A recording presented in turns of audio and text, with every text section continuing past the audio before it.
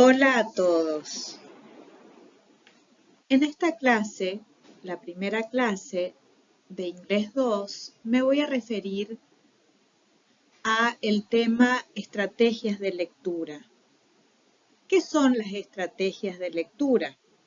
Son actividades que realiza el lector cuando articula el objetivo de lectura, la información textual y los conocimientos previos que posibilitan reconstruir el sentido del texto. Cabe señalar que las estrategias no constituyen fórmulas fijas, sino modos de abordaje que en cada caso dependerán del lector y sobre todo del tipo de texto. A continuación, me voy a referir a las estrategias de lectura o actividades que realizamos que son beneficiosas para mejorar la comprensión de textos. Una de ellas es predecir el contenido del texto o predicting, es decir, utilizar el título para inferir qué información podría seguir. Antes de leer un texto detalladamente, se puede predecir la información que vamos a encontrar y tal vez sepamos algo sobre el tema. Esto puede ayudarnos a anticipar el contenido del texto.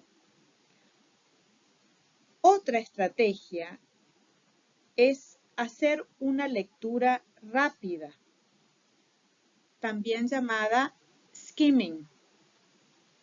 El objetivo de la lectura rápida es tener una idea general, global del texto. Se sugiere leer la primera línea de cada párrafo y si bien no tendremos un conocimiento exacto del contenido del texto, obtendremos un buen esquema mental sobre cómo está dispuesta la información.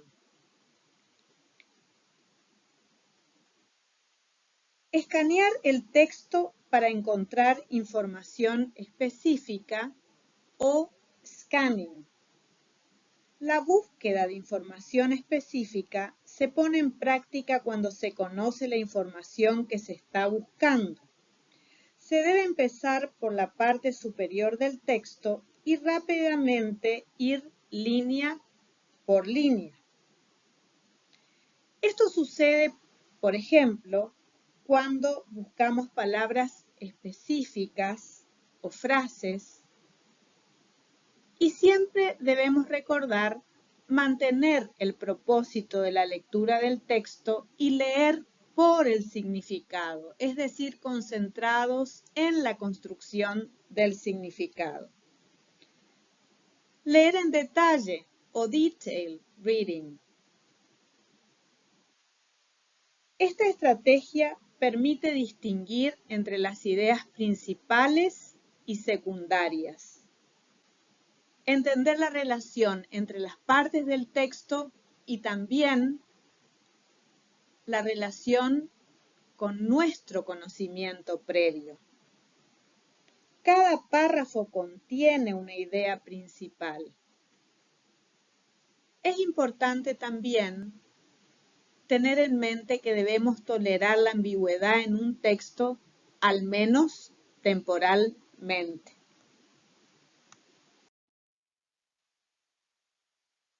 Debemos usar el contexto para adivinar el significado de las palabras, es decir, guessing unknown words. Si encontramos una palabra que no entendemos, tratemos de, entre comillas, adivinar, inferir el significado de acuerdo al contexto, antes de buscar el significado. Lo importante en este punto es determinar qué clase de palabra o a qué categoría corresponde la palabra, es decir, si es un adjetivo, un sustantivo, un verbo, un adverbio. Y de no poder hacerlo, de no poder inferir, Igualmente, el determinar a qué categoría pertenece o corresponde esa palabra nos ayudará a comprender mejor el significado del diccionario. Acuérdense que en un diccionario hay varias acepciones de la palabra y nosotros debemos elegir la que tenga relación con el texto que estemos leyendo. Es importante también ignorar las palabras que no son importantes.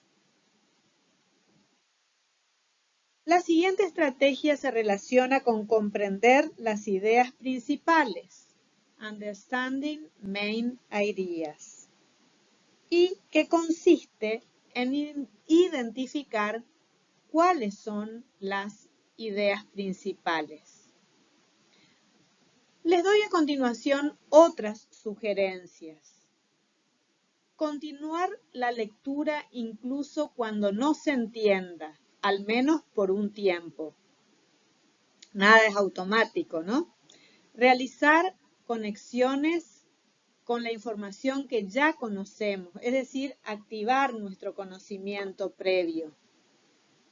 Cambiar la velocidad de la lectura de acuerdo con la dificultad del texto y permanentemente evaluar la consistencia interna y la compatibilidad de lo leído. A fin de facilitar la comprensión, voy a hablarles de las palabras técnicas o vocabulario técnico, de los cognados o palabras transparentes y de los falsos cognados. Las palabras técnicas o vocabulario técnico son aquellas palabras o expresiones que se relacionan con determinadas profesiones, oficios, áreas del conocimiento que son utilizadas entre los miembros de cada ámbito específico. Ejemplos de palabras técnicas en el trabajo práctico número 1 son paramedics, que significan paramédicos, o minor surgical interventions, que significa intervenciones quirúrgicas menores. En cuanto a los cognados o a las palabras transparentes, son palabras que comparten significado, ortografía y pronunciación similares en dos idiomas. En el trabajo práctico número 1, los ejemplos son hospital, ambulance y patient. Y en cuanto a los falsos cognados o falsos amigos, son palabras en inglés que se parecen al español, pero no comparten significado. Si bien se perciben como similares, a veces hasta tienen un sentido opuesto. En el trabajo práctico van a encontrar la palabra actually, que significa realmente y no actualmente como creemos. Otros ejemplos no están incluidos en el trabajo práctico son parents, que no significan parientes, sino que significa padres, y exit, que significa salida y no éxito.